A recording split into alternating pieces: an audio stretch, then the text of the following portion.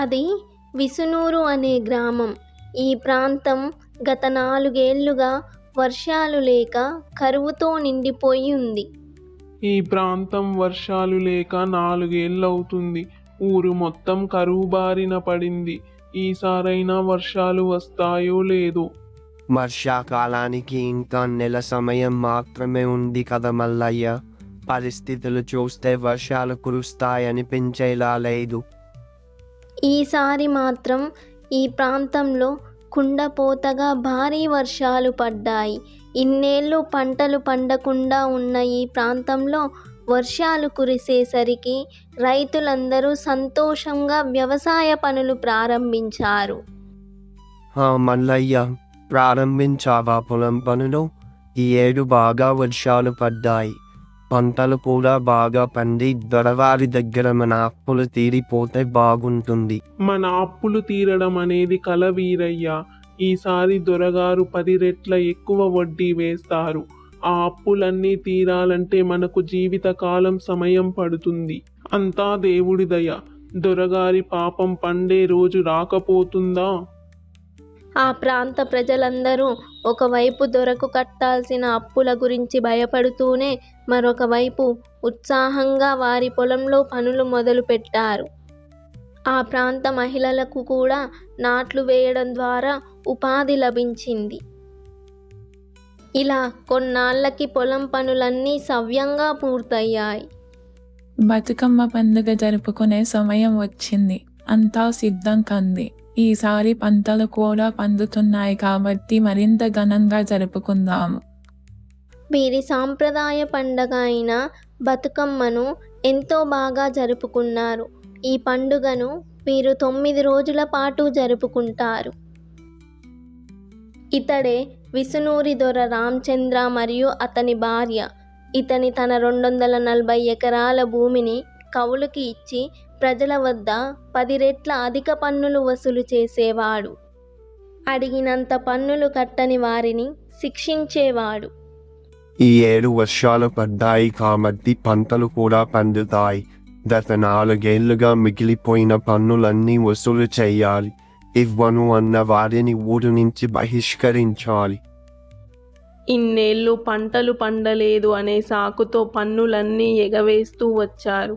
ఈసారి మాత్రం కఠినంగా వసూలు చేయాలి. పంట చేతికొచ్చే సమయానికి నేనే వెళ్ళి పన్నులు వసూలు చేసుకొని వస్తాను. పంట కోసే సమయం రానే వచ్చింది. ప్రజలందరూ తమ ధాన్యాన్ని సేకరించి మార్కెట్లో విక్రయిస్తున్నారు. దొరవారి భార్య పన్ను వసూలుకి బయలుదేరింది. తను ఎక్కడైనా ఎదురు పడితే ప్రజలు మోకాళ్ళ మీద కూర్చొని నమస్కరించేవారు. పోలీసులని పెట్టి బెదిరించి మరీ ప్రజల వద్ద ఉన్నదంతా దోచుకునేవారు. వీరయ్య, నీ 4 ఏళ్ల అసలు వడ్డీ కలిపి 70,000 అయింది. తీసుకొనిరా. 4 ఏళ్లుగా నువ్వు ఒక్క రూపాయి కూడా చెల్లించలేదు. అదేంటమ్మా, నేను కట్టాల్సిన అసలు 20,000 కదా. వడ్డీకి బదులుగా గత కొన్నేళ్లుగా మీ ఇంట్లో ఉచితంగా పనులు చేస్తూనే ఉన్నాం కదా. నా భార్య కూడా మీ ఇంట్లోనే పనులు చేస్తుంది కదా. ఏంటి నోరు లేస్తుందేంటి? దొరసానికే ఎదురు తిరిగే అంతటి వారయ్యారా? 4 ఏళ్లుగా పన్ను ఎగ్గొట్టింది కాక ఎదురు సమాధానమిస్తున్నారా? మర్యాదగా నేను అడిగినంత పన్ను తెచ్చివ్వు, లేదంటే నీ ఇంట్లో సోదాలు నిర్వహిస్తాను. ఇలా ప్రజలను బెదిరించి భయపెట్టి వారి ఇంట్లో ఉన్నదంతా దోచుకెళ్లేవారు. ఇవ్వని వారి ఇల్లు సోదా చేసి ఏమి ఉన్నా తీసుకొని పోయేవారు. దొరసాని, మీకు ఇవ్వడానికి నా వద్ద ఏమీ లేవు. నాకున్న కొంచెం పొలం సాగు చేసేవారు కూడా లేరు. నా కొడుకు పట్టణానికి వెళ్ళారు. నన్ను కూడా ఎవ్వరూ పట్టించుకోవట్లేరు. నువ్వు గత కొన్నేళ్లుగా ఈ సమాధానం చెప్పే తప్పించుకుంటున్నావు. ఈసారి మాత్రం నీ ఇంటిని సోదా చేసి ఇంట్లో ఏమి ఉన్నా తీసుకొని పోతాను. ముసలయ్య తను కష్టపడి తినడానికి దాచుకున్న కొంచెం ధాన్యాన్ని కూడా తన మనుషులు పెట్టించి ఇంట్లో నుంచి తీసుకొని పోయింది. ప్రజలు రాత్రి పగలు కష్టపడి సంపాదించిన డబ్బుని ధాన్యాన్ని అన్నీ దోచుకునేవాడు. ఇతను మల్లయ్య. ఇతను దొరకు కట్టాల్సిన కేవలం 3,000 అప్పు చెల్లించకపోవడంతో గత 4 ఏండ్లుగా వారి ఆవుల కొట్టంలో పనిచేస్తున్నాడు. ఎన్నేండ్లు పనిచేసినా ఇతని అప్పు తీరకపోగా రెట్టింపవుతూనే వస్తుంది. ఏం మల్లయ్య, పాలు పితకడం అయిపోయిందా? నీ అప్పు ఇంకా 50,000 ఉందనుకుంటా. అది పూర్తవ్వాలంటే నువ్వు కనీసం 3 ఏండ్లైనా కష్టపడాలి. గుర్తుపెట్టుకొని బాగా పనిచేయి. ఈమె మల్లయ్య భార్య కాంతమ్మ. మల్లయ్య ఆవుల కొట్టంలో పనిచేస్తే కాంతమ్మ ఇంట్లో పనులు చేసేది. ఈ దంపతులిద్దరూ వారి కేవలం 3,000 అప్పు తీర్చడానికి ఉచితంగా గొడ్డు చాకిరీ చేసేవారు. ఏంటి కాంతమ్మ, నిన్న పనిలోకే రాలేదు? ఇలా నువ్వు ప్రతిసారి పని ఎగ్గొడితే నీ అప్పులు ఎలా తీరుతాయి అనుకుంటున్నావు? నీకు తెలుసు కదా, ఒక్కరోజు పనికి రాకపోయినా నీకు 2 రెట్లు వడ్డీ పడుతుందని. అనారోగ్యం బారిన పడ్డానమ్మా, అందుకే రాలేదు. ఈ రోజు నుంచి క్రమం తప్పకుండా రోజు వచ్చి నా పనులు పూర్తి చేస్తాను. ఏం జరిగినా ఒకసారి ఇటు వచ్చి వెళ్ళాల్సిందే. అలా అయితేనే మీకు దొరవారు అప్పు నుండి విముక్తి కలిగిస్తారు. గ్రామంలో ఎంతోమంది దంపతులు దొరవేసిన అప్పులు చెల్లించలేక ఉచితంగా పనులకు వెళ్ళాల్సి వచ్చేది. ఆ ప్రాంతంలోనే సొంతంగా 2 ఎకరాల భూమిని కొనుగోలు చేసి సాగు చేస్తుంది ఐలమ్మ. తన సొంత భూమి అయినప్పటికీ ఐలమ్మ కూడా పన్నులు చెల్లించాల్సి వచ్చేది. ఈ విషయం ఐలమ్మకి ఏమాత్రం నచ్చకపోయేది. ఈసారి పంట చేతికి రాగానే ఐలమ్మ స్థానిక నాయకులతో కలిసి రహస్యంగా కోయించింది. కోసిన ధాన్యాన్ని కూడా రహస్యంగా ఒకచోట దాచిపెట్టింది. ఏ ఐలమ్మ, నీవు ధాన్యాన్ని రహస్యంగా కోసి భద్రపరిచినట్టు మాకు సమాచారం అందింది. మర్యాదగా ఆ ధాన్యానికి పన్ను చెల్లించు, లేదంటే నిన్ను ఊరిలో అందరి ముందు చెట్టుకు వేలాడదీస్తాను. నీకు 1 రోజు మాత్రం సమయం ఇస్తున్నాము.